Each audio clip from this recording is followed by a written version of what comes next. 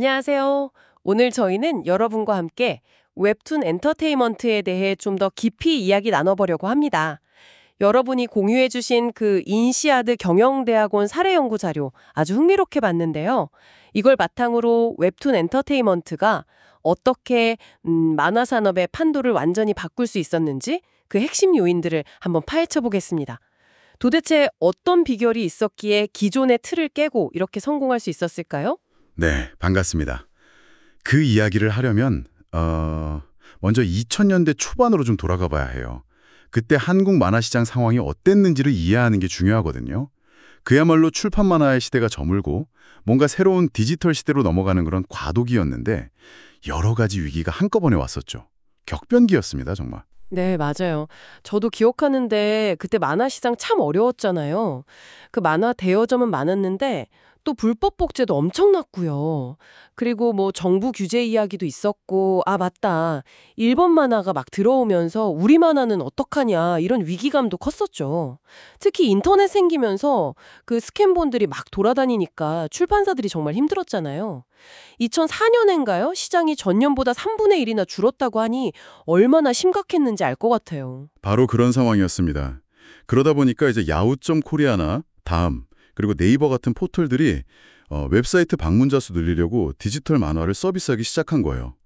다음 같은 경우는 2003년에 지금 우리가 아는 그 세로 스크롤 방식, 웹툰을 처음 선보이기도 했고요.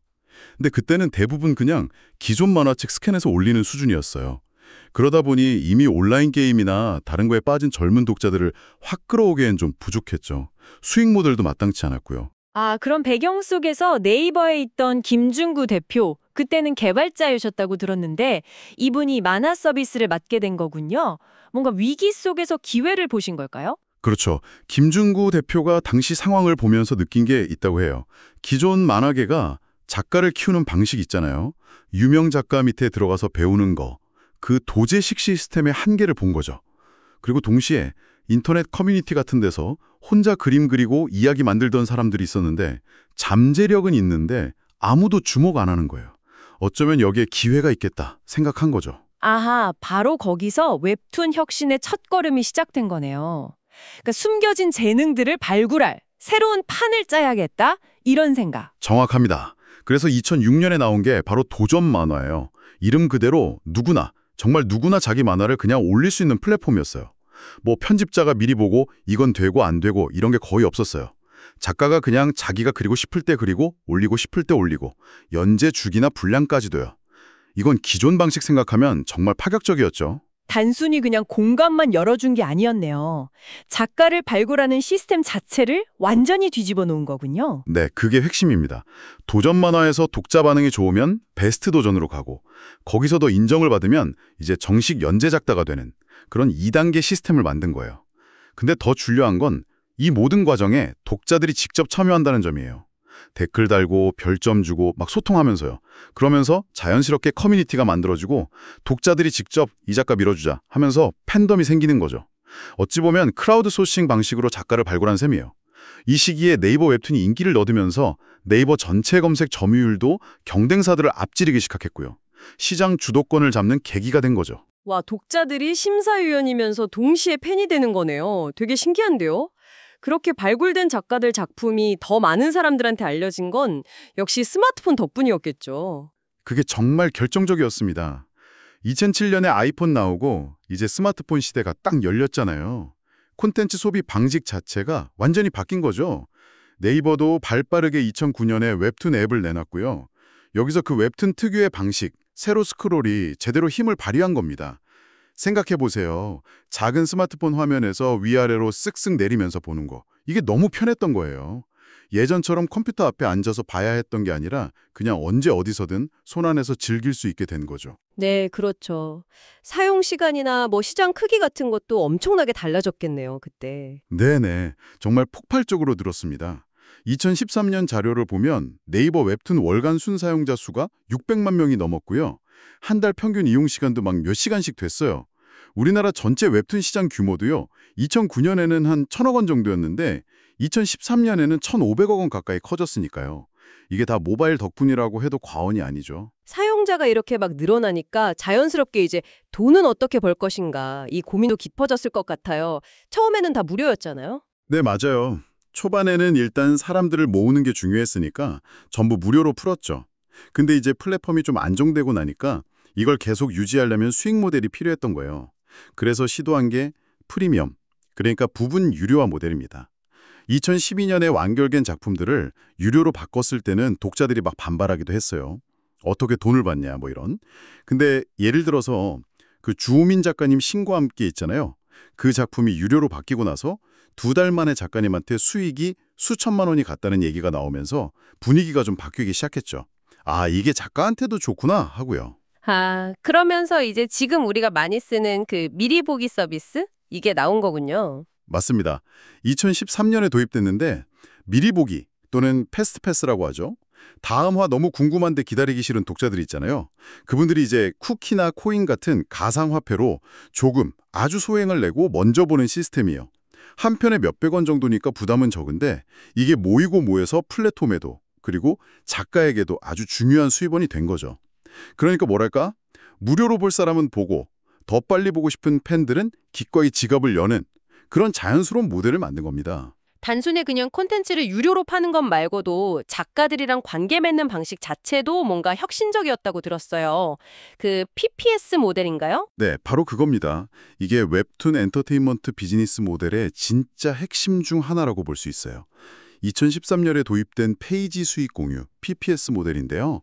기존 출판계는 보통 원고료 얼마 이렇게 딱 정해서 주잖아요. 근데 이건 차원이 다른 접근이에요. 그냥 원고료만 딱 주는 게 아니라 그 작품 페이지에서 나오는 광고 수익 있죠? 그리고 컨텐츠 유료 판매 수익, 또 나중에 이야기하겠지만 IP 사업 수익까지 이걸 다 작가랑 나누는 구조예요. 와, 그럼 작가 입장에서는 그냥 만화만 그리는 게 아니라 진짜 내 작품으로 사업을 하는 느낌이겠네요.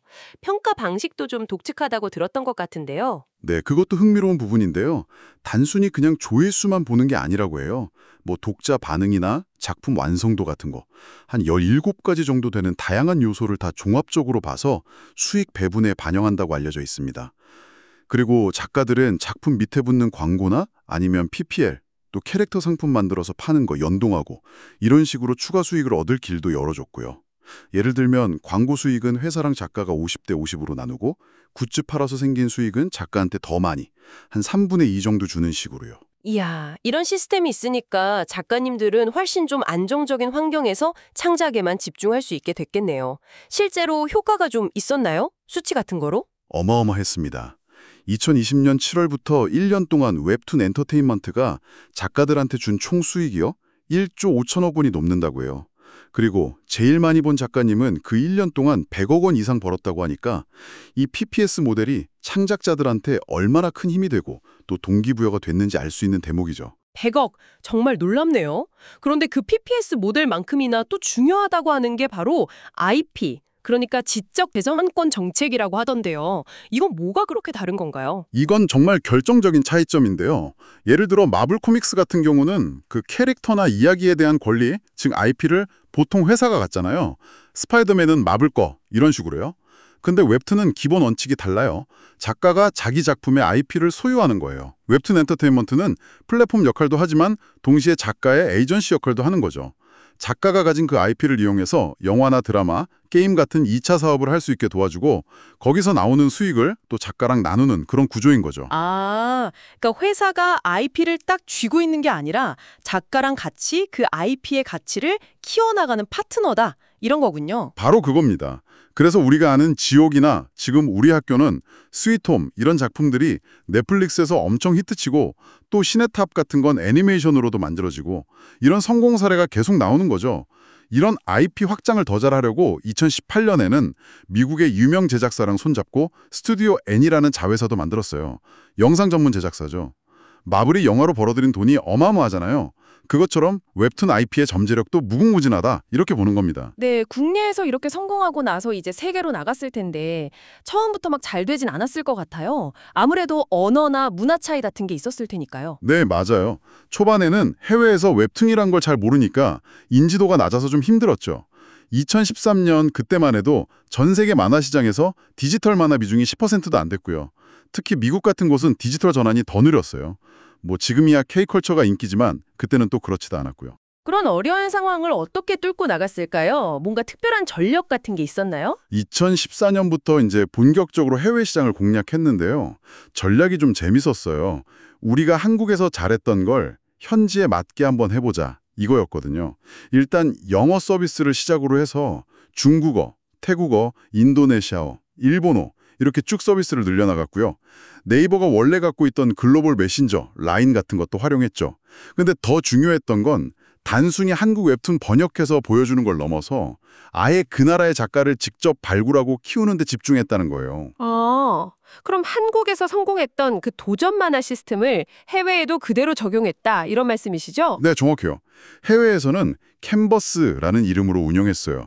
똑같아요. 누구나 자기 작품 올릴 수 있는 아마추어 플랫폼을 만들고 거기서 인기 없고 실력 인정받으면 정식 연재 작가, 오리지널스 작가로 데뷔시켜주는 거죠. 캔버스 작가들도 광고 수익을 나눠 가질 수 있게 해서 창작 의욕도 북돋아주고요. 그 미국 작가 우르첸의 어느 오디너리라는 작품 아세요?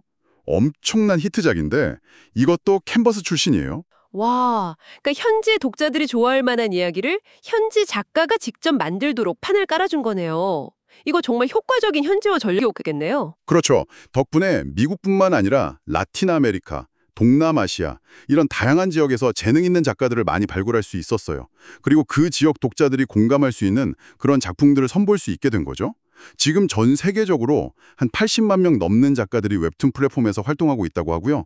사용자들도 보면 대부분 24세 미만 젊은 층이고 여성의 한 60% 정도 된다고 하니 굉장히 젊고 활발한 팬덤을 만든 거죠. 글로벌로 나아가는 과정에서 또 하나 되게 재미있는 시도가 있었다고 들었어요. 번역 문제요. 이걸 어떻게 풀었죠?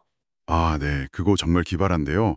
2015년에 시작한 건데 번역의 위키피디아 모델이라고 불러요. 뭐냐면 팬들이 직접 번역에 참여하는 거예요. 다발적으로 번역하고 또 다른 팬들이 번역한 걸 서로 검수해주고 회사는 번역하기 편한 도구나 플랫폼만 제공해주고요. 팬들은 언어 능력도 있고 그 작품에 대한 애정도 깊잖아요. 현지 문화도 잘 알고요. 그러니까 비용도 아끼면서 번역의 질과 속도도 높이고 동시에 팬들의 참여와 열정까지 활용한 아주 영리한 방법이었죠. 진짜 똑똑한데요. 그렇게 계속 성장해서 지금의 웹툰 엔터테인먼트가 된 거군요. 현재 모습은 좀 어떤가요? 네, 2017년에 네이버에서 독립법인으로 분사했고요. 2020년에는 아예 본사를 미국으로 옮기면서 글로벌 사업에 더 집중하고 있습니다. 지금 한 10개국 이상에 직접 진출해 있고 월간 사용자 수가 8,200만 명을 넘었다고 하니 정말 글로벌 플랫폼이 된 거죠. 그리고 2021년에는 북미의 엄청 큰 웹소설 플랫폼 왓패드를 인수했어요. 이걸로 이제 스토리 IP 확보 경쟁에서도 훨씬 유리해졌고요. 그래서 지금은 뭐랄까, 창작자 발굴부터 플랫폼 운영, 그리고 IP를 활용한 영상화 사업까지 이 모든 걸 다 아우르는 종합 엔터테인먼트 기업으로 완전히 자리 잡았다고 볼 수 있습니다. 물론 이제 경쟁도 만만치 않을 것 같아요. 국내만 해도 카카오가 있고 또 넷플릭스나 디즈니 같은 전 세계적인 거대 기업들도 있으니까요. 맞습니다. 경쟁은 뭐 점점 더 치열해지고 있죠. 카카오도 피코마나 타파스 같은 플랫폼으로 해외에서 공격적으로 사업하고 있고 넷플릭스나 아마존 프라임 같은 OTT들도 자체 IP 확보에 정말 목숨 걸고 있잖아요. 하지만 웹툰 엔터테인먼트는 그동안 쌓아온 경험이 있잖아요. 창작자 중심의 생태계를 만들고 그걸 성공적으로 세계로 넓혀온 그 노하우, 이게 가장 큰 자산이라고 생각해요. 김중구 대표가 이야기하는 것처럼 이제는 더 큰 생태계를 만들어서 작품의 생명력을 더 오래, 더 다양한 방식으로 확장시키는 그런 3단계 비전을 그리고 있는 것 같습니다. 자, 오늘 쭉 이야기를 들어보니까 웹툰 엔터테인먼트의 성공 뒤에는 정말 몇 가지 뚜렷한 혁신 전략들이 있었네요. 누구나 작가가 될 수 있게 문턱을 확 낮춘 거, 창작의 민주화라고 할 수 있겠고, 또 스마트폰 시대에 딱 맞춘 모바일 최적화, 그리고 작가한테 힘을 실어주고 수익도 더 많이 돌려주는 창작자 중심 비즈니스 모델, 특히 그 IP 정책이 인상 깊었고요. 마지막으로 현지 작가를 키우고 팬들의 참여를 이끌어낸 영리한 글로벌 확장까지 이 모든 게 잘 어우러져서 만화 산업의 판도를 바꾼 거군요. 네, 그렇습니다. 그냥 기존에 하던 방식 따라한 게 아니라 기술 변화에 딱 맞춰서 완전히 새로운 규칙을 만들어낸 결과라고 봐야겠죠. 마지막으로 여러분께 이런 질문 한번 던져보면서 마무리하면 어떨까 싶습니다. 웹툰이 그랬던 것처럼요. 개인 창작자들에게 힘을 실어주고 또 디지털 플랫폼을 잘 활용해서 만화라는 오래된 산업을 완전히 뒤흔들었잖아요. 과연 음악이나 출판 아니면 교육 같은 다른 전통적인 미디어 산업 분야에서도요. 사용자들이 직접 만드는 콘텐츠, UGC와 이런 플랫폼 생태계를 통해서 비슷한 혁신이 일어날 수 있을까요? 여러분도 한번 좀 생각해 보시면 재미있는 통찰을 얻으실 수 있지 않을까 싶습니다.